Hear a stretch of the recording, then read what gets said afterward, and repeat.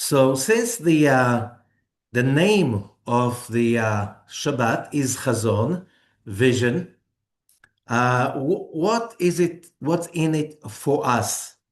Because it's a very, very important message. Especially, I have to repeat again one of the most important idea about this Shabbat, where it says in the book of Ohev Israel, one of the greatest Hasidic leaders in Ukraine in the 19th century, Ohev Israel, the Opti Rebbe, and he said as follows about this parasha,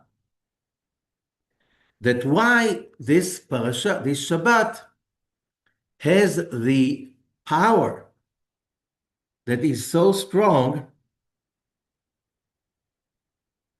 that this parasha is this Shabbat.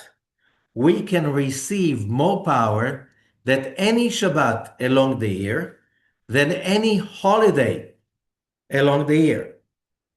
As it says, אשר שבת חזון הוא יותר גדול במעלה מכל שבתות השנה.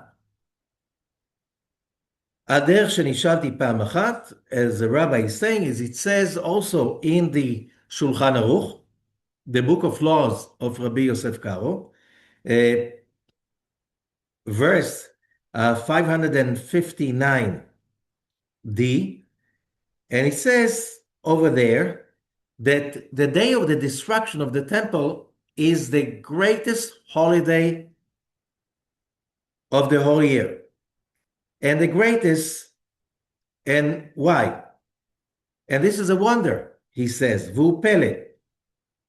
הוא כבר עמד בזה בעל המחבר משנה למלך בספרו, he brings it from another book. And the answer is like this. If you read in the Talmud, Tractate Yevamot, page 62b, it says as follows, חייב אדם לפקוד את אשתו בשעה שיוצא לדרך. A man must be with his wife before he goes on the road, before he goes for a journey. Remember, in ancient times, somebody could leave Jerusalem and go on a journey. There were many ways, let's say, for commerce or for studying or teaching. So somebody can go from Jerusalem to Spain, Italy, maybe to India, maybe to Sri Lanka. Commerce, teaching. Like people were traveling long distance. And that means that without telephone and without any mail system that we know today, the travel could take sometimes years, if not many months. How would a woman, a wife, stay at home and don't lose it without losing it? So it says that when the husband is with his wife, just before he leaves for his journey, God helps him and allows him to draw enough power for the wife that will have her trust, have faith, hope that he'll be coming back, even if she has to wait sometimes even years till he's coming back home. And what does it mean? When we say that the relationship between God and the nation of Israel is like a husband and wife, as we recall the story of Mount Sinai revelation. And over there it says that the groom is God and the bride is the nation of Israel. Also, when we read the book of Song of Songs, which is the love song between God and the nation of Israel, so we understand that the destruction of the temple on the 9th of Av some 2,000 years ago, a little bit less, was on Shabbat, and therefore on that day, God injected just before going away, just before the exile, or in Hebrew, galut, and galut in Hebrew means removal, disconnection. Just before the disconnection has been created,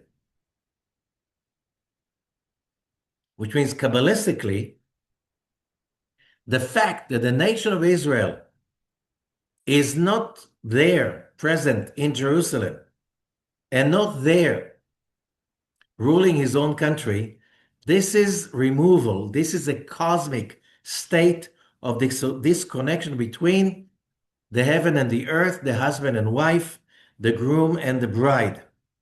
And therefore, just because God obeys his own laws, he follows his own laws, he had to visit his wife and inject her with the certainty and the vision to last hopeful and faithful for 2,000 years. So I said it every time, but this is very important to understand.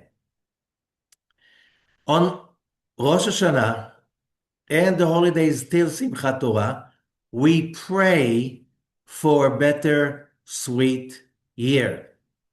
But we pray for the coming year. After Simchat Torah, every Shabbat, we pray for a good week. As the Shabbat is over, we bless each other. Shavua Tov. May you have a good week. Here, we are talking about power that is there for thousands of years. And we ask the question, look, today, we see like the world is going crazy in politics, economy, especially when we see anti-Semitism and we see again the horrible slander and anti-Semitism that we witnessed in the 1920s and worse than that in the 1930s already. And it's worldwide and it's everywhere. And you see the lies and accusations and so on and so forth, and you know where it goes because as Jews, we witness that so many times. When that hatred was going so far in England in the end of the 13th century, it ended with the displacement of all Jews of England outside, and so in 1297, Jews were expelled from England. They were allowed to come back only in the 17th century. 100 years later, the same parade was going on in France, and then at the end of the 14th century, all the Jews of France had to be allocated, like simply had to leave the country. And then in the end of the 1490s, same thing became stronger and stronger and stronger. Not that it was very nice before it, but then all the Jews had to leave or convert.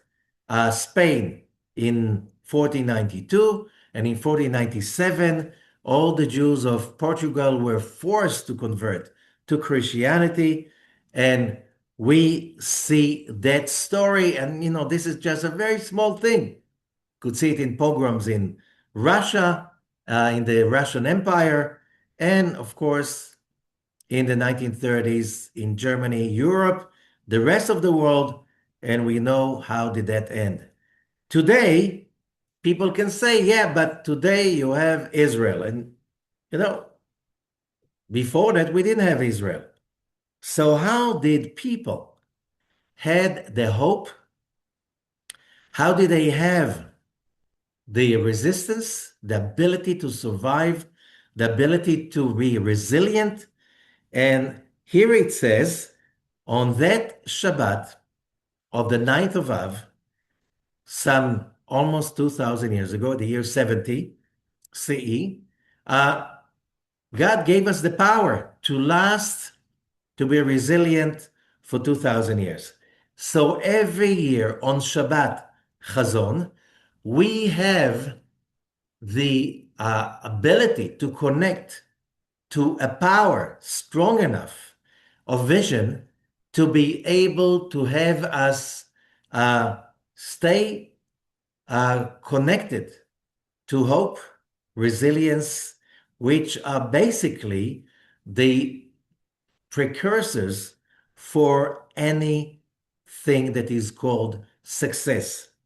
And after research of the last century in psychology, sciences of success, and stuff like this, people understand how important vision is about.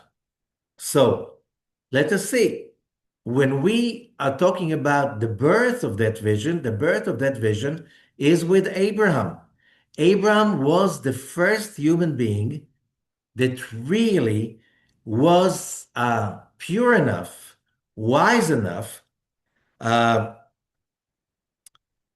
concentrated enough to be able to reveal the vision of humanity, to reveal the fact that every human being was created in the image of God. And therefore, Abraham created that original version of that vision that basically gave humanity the hope, resilience, that it doesn't matter how tough things are going better.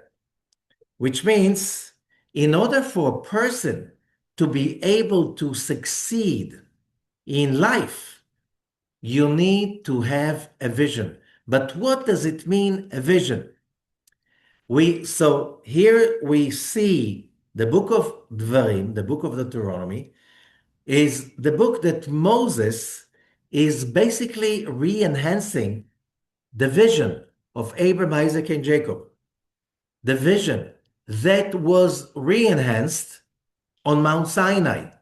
The vision that kept the Israelites wandering in the desert for 40 years without a home, without a land, without a steady source of anything, water, food, and stuff like this. We are talking about, this is something really unnatural. So again, Moses reinforces the vision so we can see later on the story of the Jewish people is based on that vision. When the temple, the first temple, is being destroyed, and at that time, most of the nation of Israel is being displaced. Most of them are being displaced to Babylon and Persia, and some of them run away already to Yemen, to Egypt, to even farther places. And the diaspora or the exile is starting. What guaranteed that that will continue? So here we have the prophecies of Isaiah, the leader is Isaiah, that we read after. And what does it start with? With the word Hazon, the vision. It's all about the vision. também.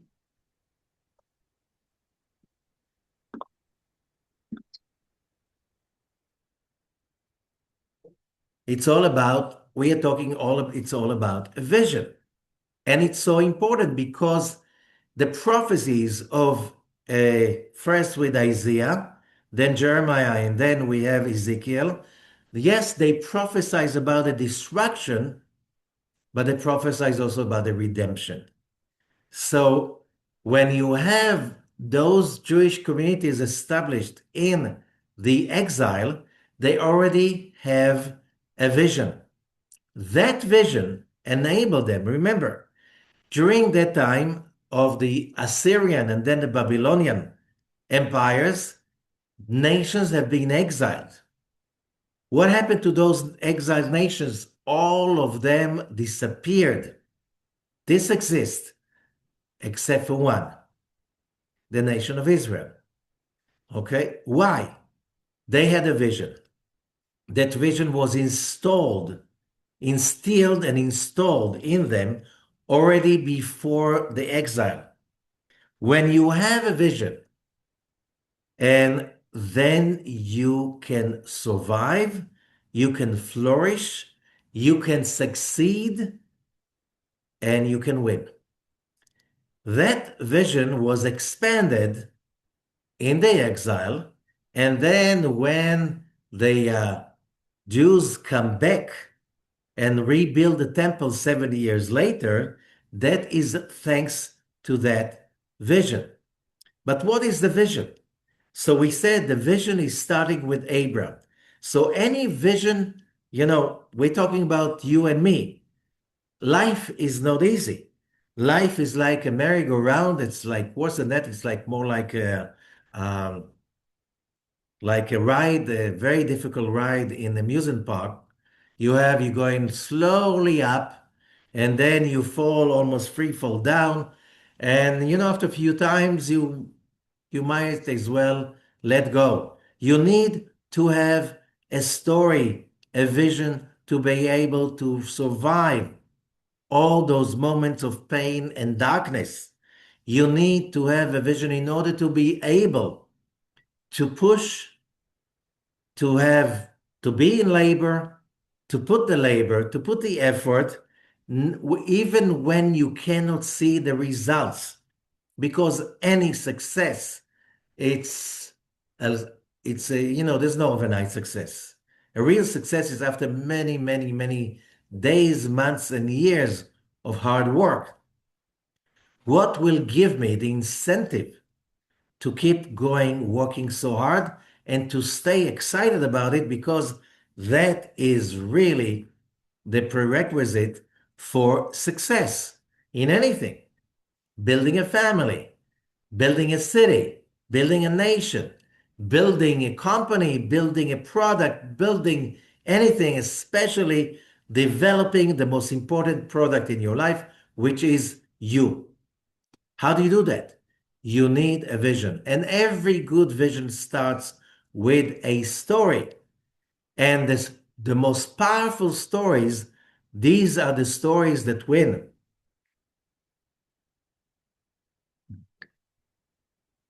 Yes, the Egyptians, they had a story, very elaborate story. When people excavate Egypt for the last few centuries, and they excavate a very colorful, rich story. But that story had been forgotten. The story was not strong enough. How do we know? The Egyptians forgot their story and they adopted the Hellenistic story. And after the Hellenistic story, they adopted the Christian story, which is based on the Bible. So finally, the biblical story was stronger than the Egyptian story and the Hellenistic story, the Greek story.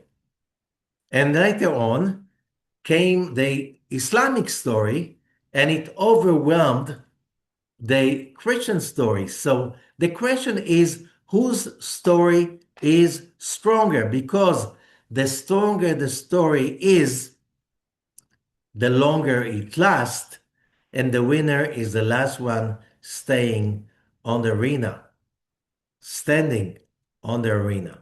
Remember that. So today they call it narrative, but it's a story. It's a story of who am I, what am I, and what is my destination? What is my destiny?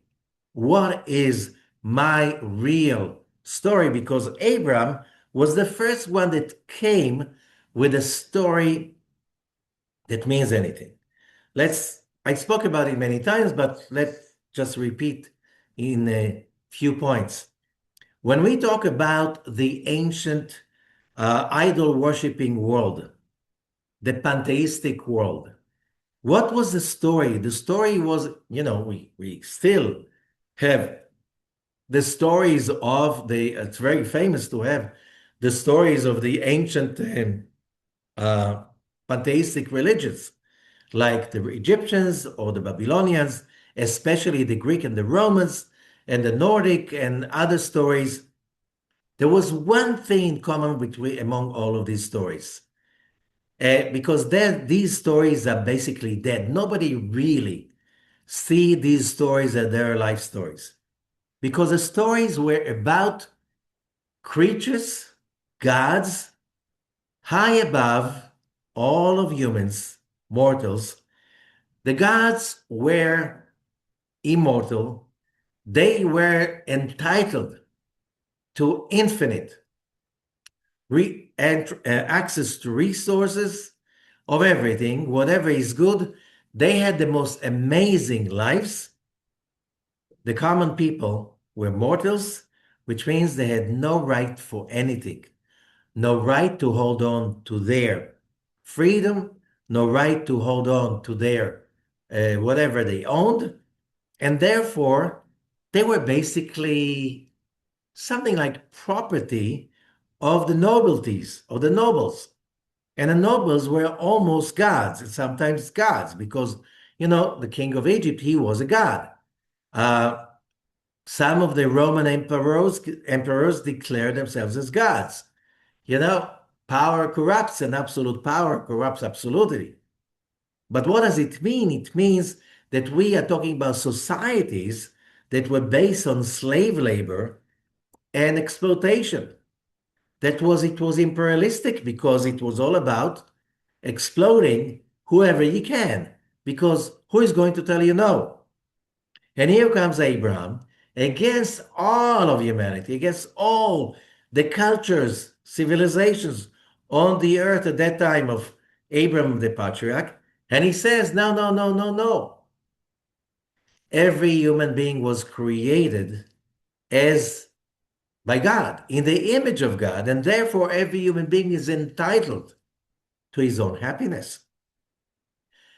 That story was mocked so many times, stepped on so many times.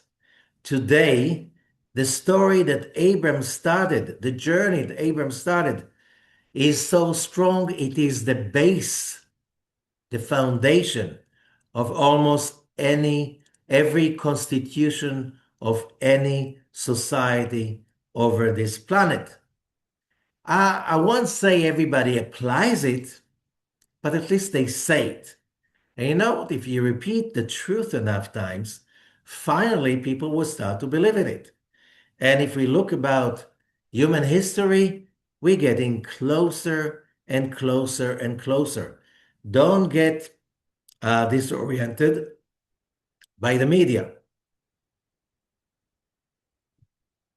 It doesn't matter how terrible things look like. We don't want to go back 100 years ago. We don't want to go back even 80 years ago. Okay? We don't want even to go back to the time of the Iron Curtain, the Soviet Union, and all their proxies. We don't want to go back to that time that most of humanity was really enslaved under very vicious rule of communism that declared equality to all human beings, unity to all workers. They were very nice in preaching. The results were horrific. Okay? Terrifying. Still, everybody talks about vision. Everybody wants to success. Everybody understands that they can success. And that's a basic idea in the story of Abraham. You just start the journey. You just make the effort. God will be with you and will escort you. Even if you fall, as King Solomon said, a righteous will fall 7 times and rise up all over again. Why? Because the moment you have a vision, you guarantee the success, but it has to be a good story. So the story of Abraham allowed his descendants to be able to stay and to keep their identity in Egypt for centuries of basically planned genocide.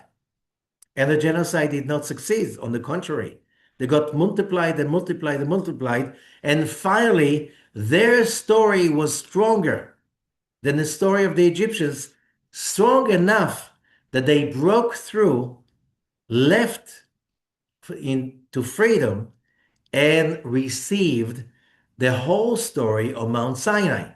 The story that came from Mount Sinai was so powerful that that story is guiding more and more human beings all over the world. Even people don't really know the history, somehow Mount Sinai revelation, that idea that it says in the Talmud, that where it says that the writing was charut al haluchot, translated in most translations as engraved over the tablets. However, our sages of blessed memory say very clearly, it doesn't say engraved.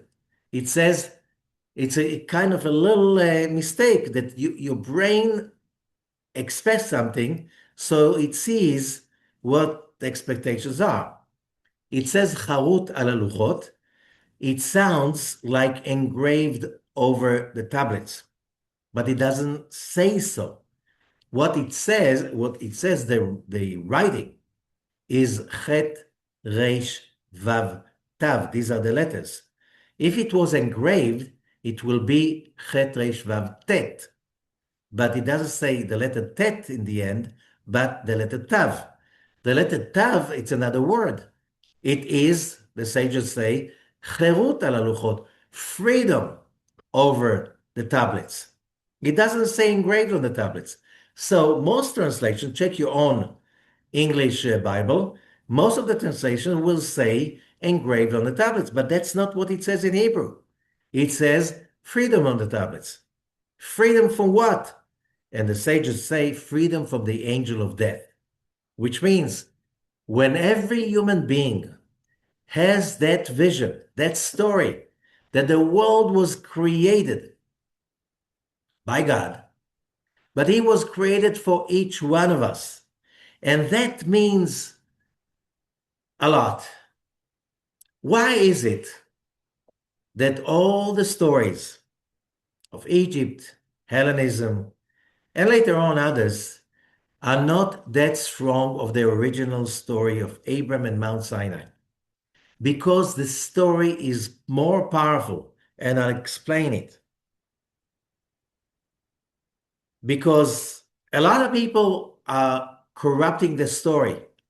And the moment you corrupt the story, you corrupt the vision. The moment you corrupt the vision, you have a failing vision and a failing story and a failing result. Let me be very specific. Where it is said that God created Adam in his image, that means that every human being who is a descendant of Adam, and that's why in Hebrew, how do you say humans? Bnei Adam, the children of Adam. In Hebrew, you call every human being the children, a child of Abraham, Ben Adam, the child of Adam. That's how we say it, which means the language is part of the story. So it doesn't matter what the background, ethnicity, religion of every human being, he's still a child of Adam. And that means we are all children of Adam. Now, why did God create Adam in his image? Because he created us for one purpose and one purpose alone: divinity, godliness.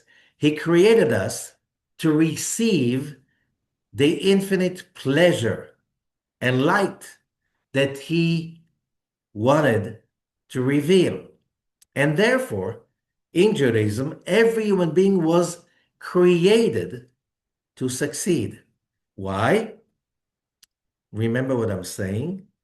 The failure of a human being, the failure of the vision of a human being, which means the failure of a human being to reach complete fulfillment, is related to God. Why? If a product comes out of the production line damaged, it's not his blame, it's the blame responsibility of the producer, the owner of the factory. Who's the owner of this factory? God himself. And therefore, you cannot cheat the creator. He cannot basically uh, hurt the mission and the vision of the creator. What was the vision of the creator? His vision was that he created us human beings, his children, as vessels for his fulfillment, for his bliss, for his light, for his joy, for his pleasure. And therefore, if one of us, all the humans that ever walked on earth, fails to reach that mission, that failure is God's problem. He's more invested in that than we are. Why? He is the head of the production line. He created the production line. So we come out damaged. Now remember, the production line is sometimes is very long. So you do not tell a product by the process. The process can be messy, dirty, okay, very, very confusing. But you need to have the patience. And as the sages are saying, even the sweetest fruit that basically grows on the tree has a horrible taste most of the time till it ripes, till it is ripe. Okay?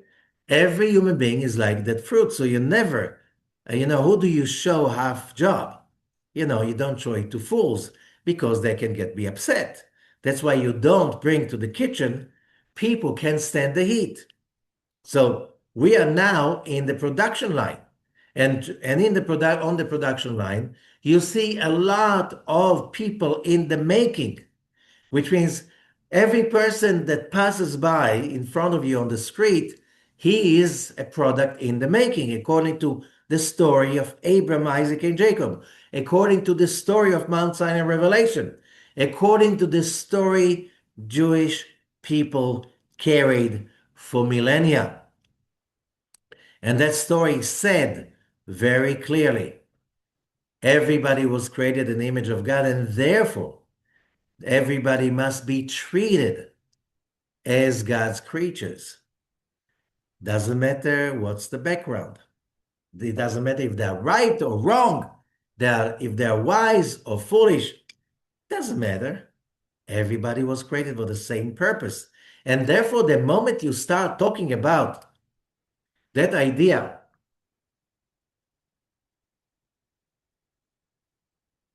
that is very like about purity, whoever does not have the right faith will be doomed to hell for eternity. You're going back to the ancient times of the story of idol worshiping, which meant there are only very few that will succeed the journey.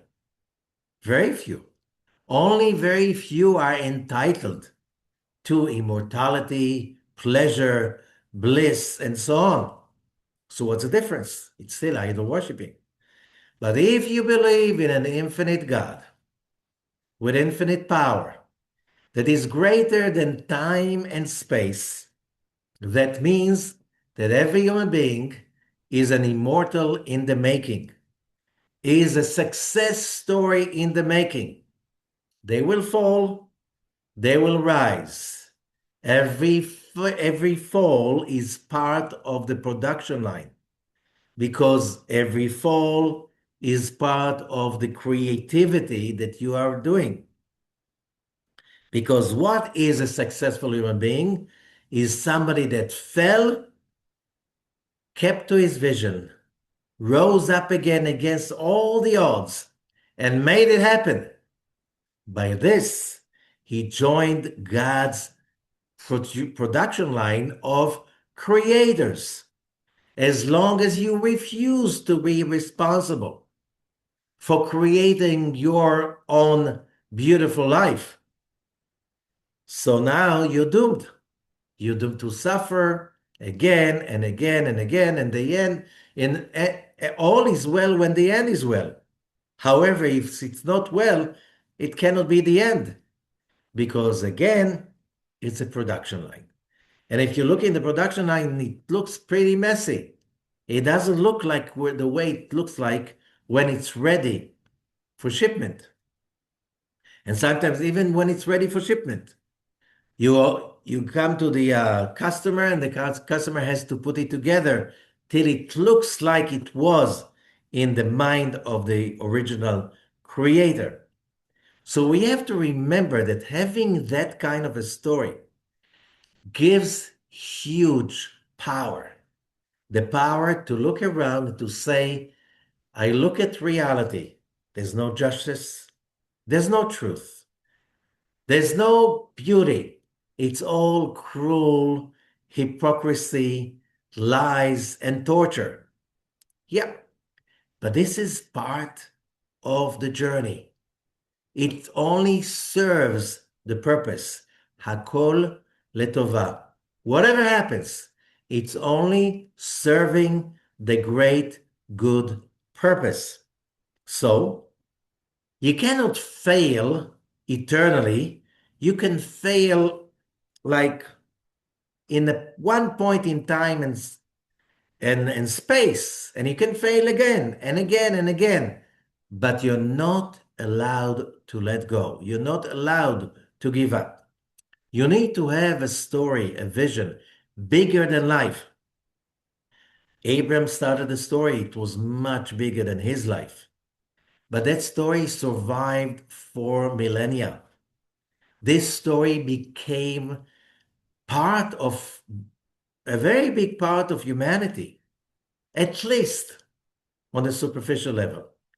The story that God Almighty created every human being as his own child, as a co-creator, as a perfect creator by basically in potential. What you have to do is simply memorize the story, never give up, fall and get up. Falling is part of the getting up. Falling is just part of the learning process, of the purification process. So the moment somebody says, only me and my community, we are right, and the rest of the world, they are wrong, they didn't get it, and they're going to be doomed for eternity, that's not Abraham's story. That's not Mount Sinai. That's not the story of the prophets. That's not a story that was instilled in us on the last day of the Second Temple. So this Shabbat always falls in the beginning of the month of Av, the month of Leo, the month that starts with days of judgment. But judgment is always a precursor for redemption. There's no redemption, there's no judgment before. The same way there's no rising sun before the night. So when you understand that this is your story as a human being, and yes, you're going to fall and you're going to get up. Yes, you're going to fail and you're going to get up all over again and realign your story, realign your vision. But you need to have a vision. And by the way, when we're talking about the month of Av, the month of Leo, and Leo is about vision. You know, in Hebrew, Aryeh is Leo. Aryeh is also the same letters as Re'iyah, vision. Also, the ability to see. Re'iyah, the ability to see. Vision is the ability to see even though the physical senses do not show you anything that relates to your mental vision. But your mental vision is stronger. How do we know? Again, we look at the Jewish people and we look at what they went through. Discrimination, persecution, ongoing robbing, blaming. We see it happening today. Whoever has a Jewish education looks at this and says, oh, we've been there, done that. We've been there so many times before. We've seen that before the Crusades.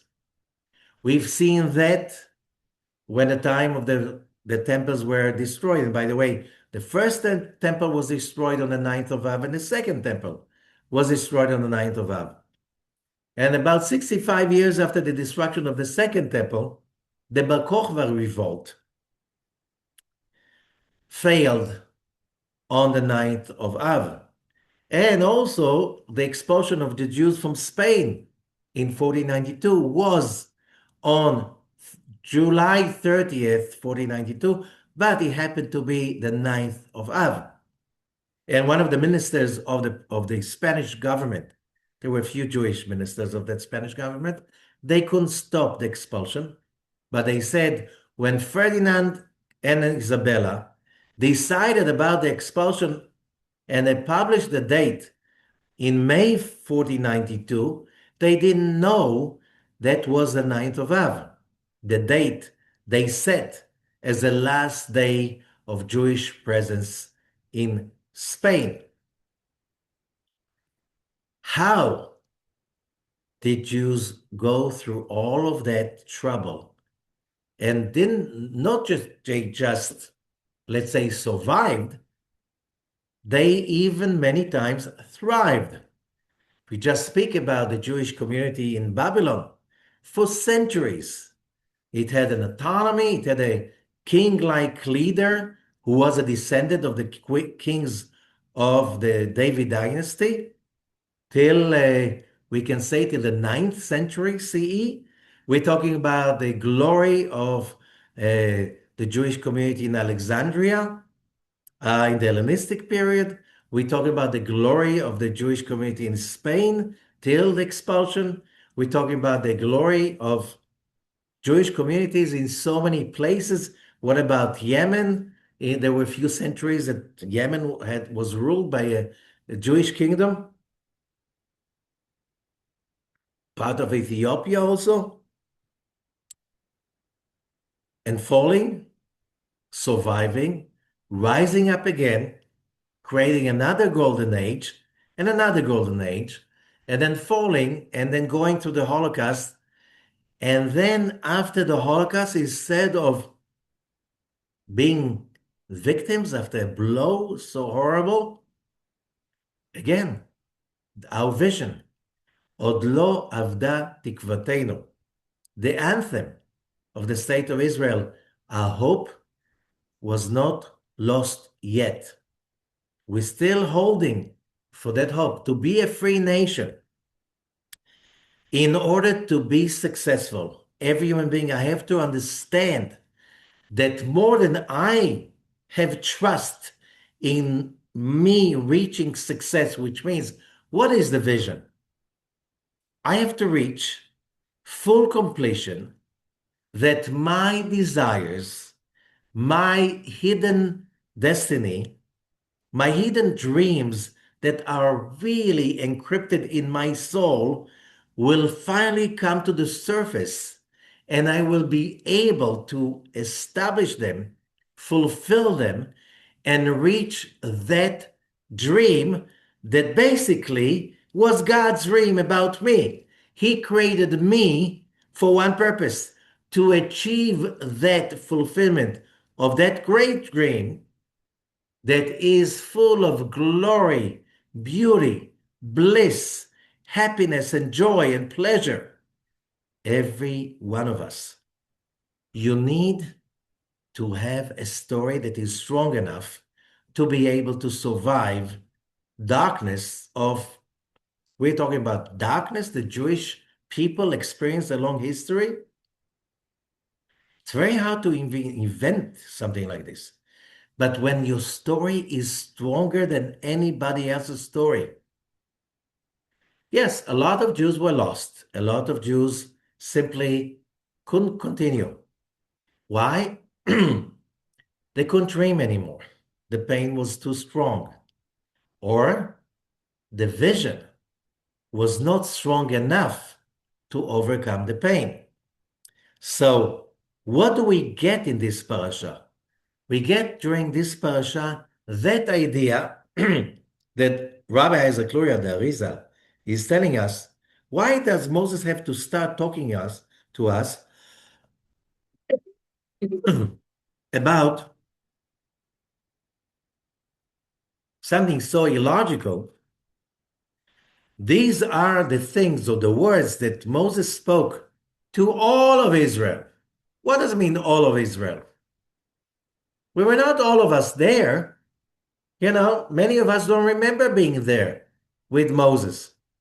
No, he spoke to the souls of all Israelites, living or not living there at that time. All the souls. This concept is repeated few times along the whole book. I'm not talking just to you guys in Parashat Nitzavim. I'm talking to all of you, the ones who are physically here and the ones not physically here. But then he says, he spoke across the river Jordan. That's where he was. They were just across Jericho. On the other side of the river Jordan, in the eastern side of the river Jordan, Bamidbar, Ba'arava. Okay, in the desert, in the prairie. So was it in the desert? Was it in the prairie? Mosuf in front of the Red Sea. Ben Paran uven Tofel Paran, the desert of the southern Negev. Vetofel, Velavan, Vechatzerot, Vedizav, which is on the... Where was he speaking from? He named so many locations. And then he says, Achadasar Yom Mechorev, 11 days from Sinai. But he's not using the word Sinai. He's using another word, Horev. So the Arizal, Rabbi Isaac Luria says, it's all quotes. He's giving us a story. And the story is like this. In the beginning, God created the heaven and the earth. How did he create them? Perfect. They were so perfect. And there was a night, there was a day, one day. What does it mean? The whole creation, if God is almighty and he is above time and space, how long did it take really for God to create all of this? No time. There was a night, there was a day. There was night, the creation, which is darker than the creator. There was a day, the creator. One day. In that sentence, everything, the whole creation, all the galaxies, all the planets and the stars, all the creatures that were, are, and will be, everything was there already, totally completed, fulfilled in a state of complete oneness. Yom Echad, one day, not first, one. How do you explain something that is one? And the ancient Kabbalist, the Zohar calls it Nekudat Ein Sof, the point of infinity. Science calls it today the singularity. Everything is one. Why? If it is bigger than one, then a single point, it's not one anymore. The moment you can see 2 points, there's already a distance between or a separation between the 2 points. It's not one anymore.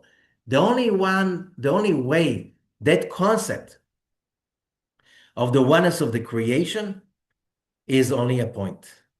And therefore, almost 100 years ago, science realized that the whole universe, with all its infinite galaxies and matter and energy, started for 1 point. 1 point above time and above space. Everything was condensed into one point with no dimensions we can speak about. Here it is. That is the creation, complete. We were all there. So why 11 Yom Choreb? What is these 11 days he's talking about? Choreb, says Rabbi Azakluria, is the same letters of disaster, demolition, destruction. Le'achariv means to destroy. God destroyed that magical point. Why? He destroyed it because he created us in his image.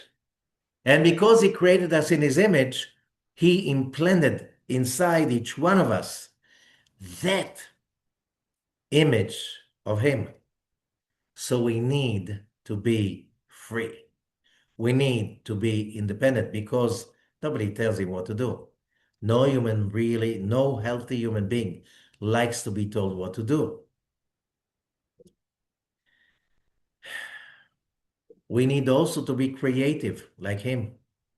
You can't find lazy, happy people. And you need to give.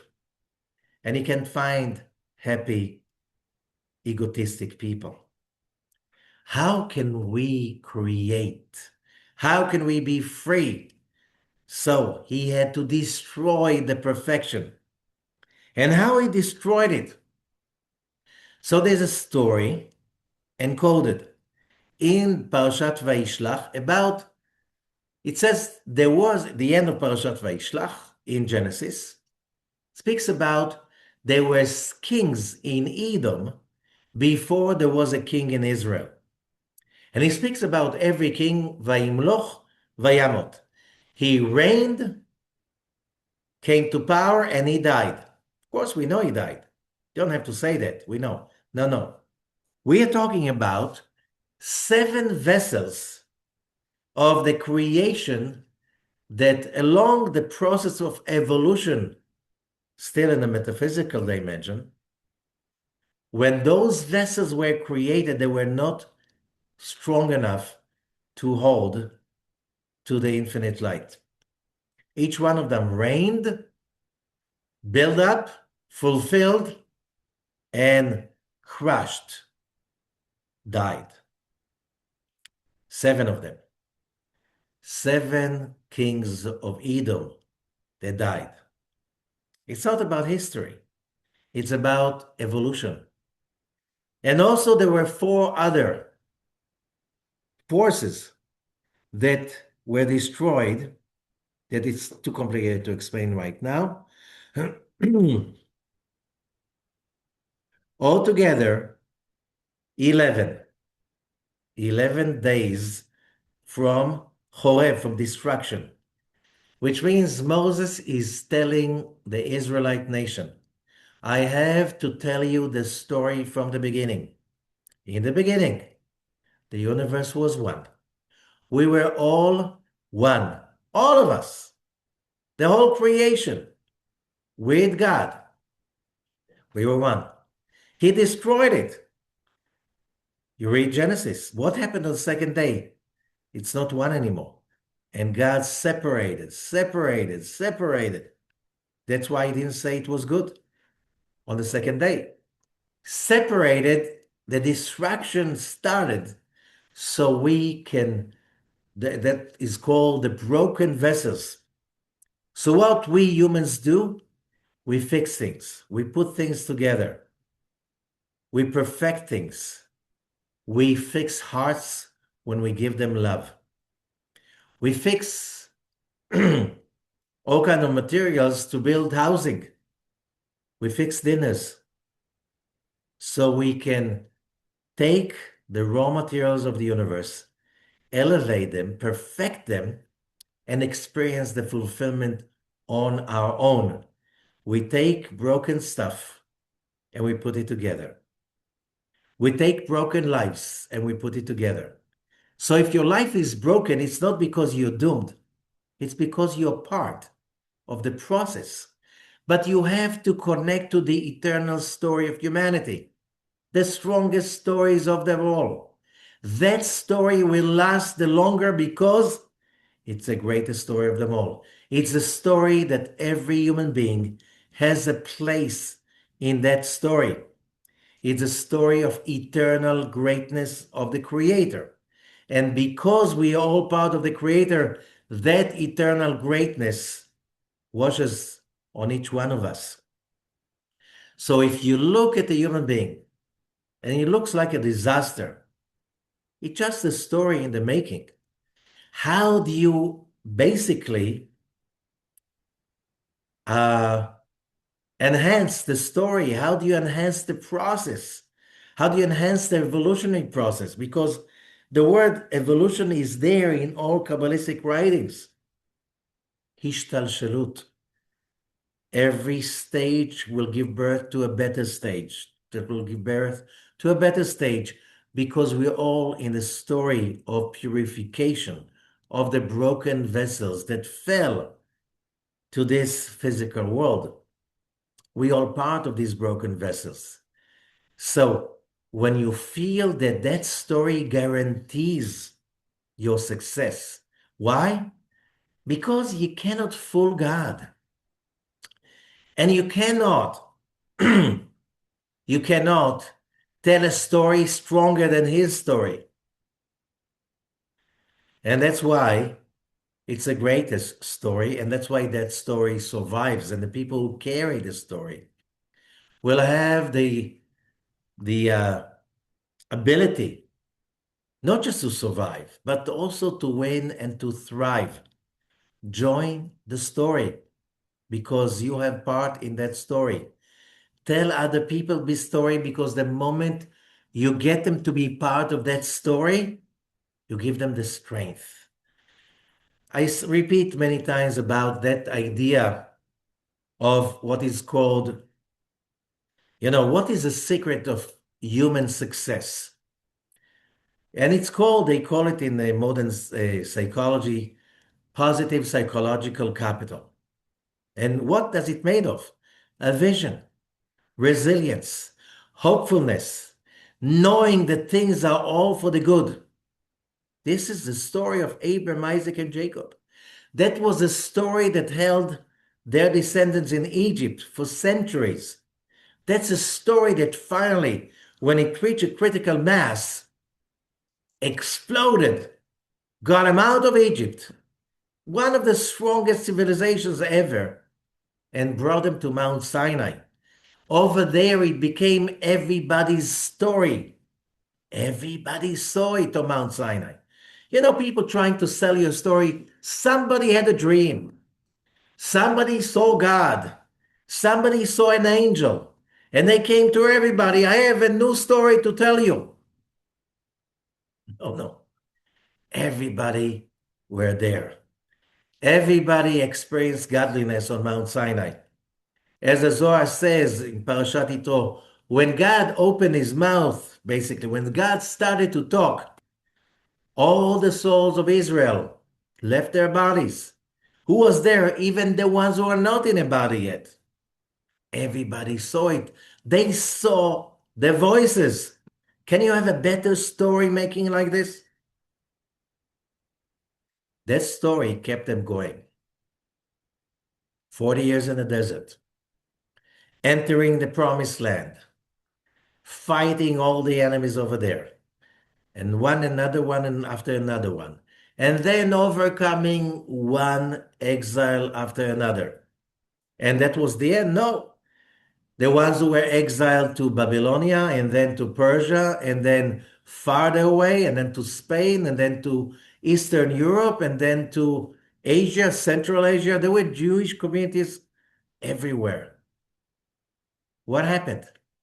As long as they kept telling themselves the story, as long as they were seeing themselves part of the vision, as long as they owned that vision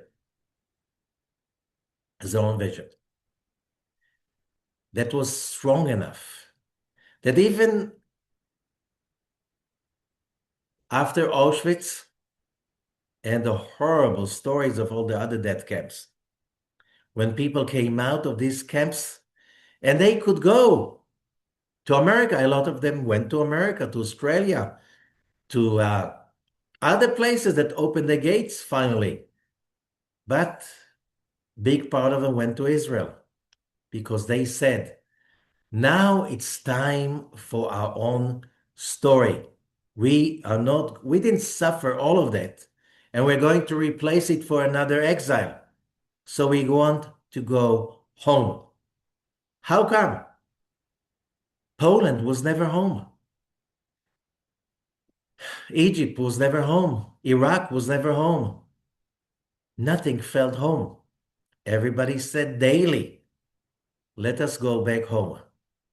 Let us go back. When you ate, when you prayed, everything. It was always mentioning going back home to Jerusalem. When you have a story strong enough, when you understand that that story was put in your mind by God Himself, and that story means that one day I will reveal my greatness, my godliness, my perfection, and everyone is entitled to that story. We're all part of that story. This is the greatness of this Shabbat. This is the greatness of this parasha. Thousands of years later, still the whole world is discussing it without knowing that by discussing it, you basically bring that story again to life. You're trying to argue the story. You try to deny the story. Are you the first one? No. What is the oldest testimony for the existence of Israel outside the Bible?